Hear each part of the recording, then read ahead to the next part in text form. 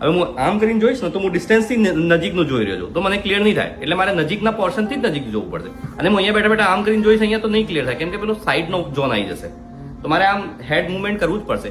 અમુક આ બેસિક વસ્તુ આપણે કરીશું તો પ્રોગ્રેસિવ બહુ જલ્દી એડપ્ટ થઈ જાય. એટલે અહીંયાથી હું જોઉં તો બ્લર થઈ જશે એવું? અહીંયા એટલું થોડું બ્લરનેસ રહેશે જ. અહીંયા આ એરિયાઓ તમારે એકચ્યુઅલમાં જોવા માટેનો એરિયો નથી, અને આમાં બી એવું હોય છે, પણ આમાં એ એરિયાઓ તમને જે એકચ્યુઅલ વિઝન વાળો એરિયો છે વધારે છે, તો તમને કમ્ફર્ટનેસ એટલું વધારે મળે અને જલ્દી એડપ્ટ થઈ જાય. જે બી પ્રોગ્રેસિવ પહેરતા હોય તો એક કમ્પ્લેન હોય એમની કે પ્રોગ્રેસિવ સેટ નહીં થતા. કોઈ બી પ્રોગ્રેસિવ બને ને તો એમાં આ જે પોર્શન છે એ વધારે ક્લિયર હોય, પણ આ કોર્નર વાળો જે એરિયા છે ને એટલો ક્લિયરિટી નહીં આવે. તો જેટલી સારી ડિઝાઇન લઈએ તમે જોશો આમાં area field of the view તમને વધારે મળે છે.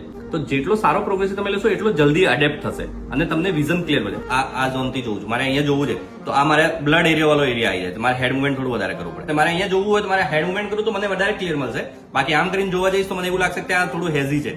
તો એ સાઈડના એરિયામાંથી દેખાય. એક્ઝેક્ટલી સાઈડ એરિયામાં જોઉં છું એટલે ક્લિયરિટી ના થાય. તમે અહીંયા આવશો ને તો અમારી ટીમ તમને તમારું લાઈફસ્ટાઈલ શું છે, તમારું યુઝ કેવું છે પ્રોગ્રેસિવનું, એના પ્રમાણે ડિઝાઇન એડવાઇસ કરશે. કઈ ડિઝાઇન કેટલી બેટર છે તમારા માટે. એના માટે તમે સ્પેકલ લુક આવી શકો. સ્પેકલ લુકના 48+ સ્ટોર છે.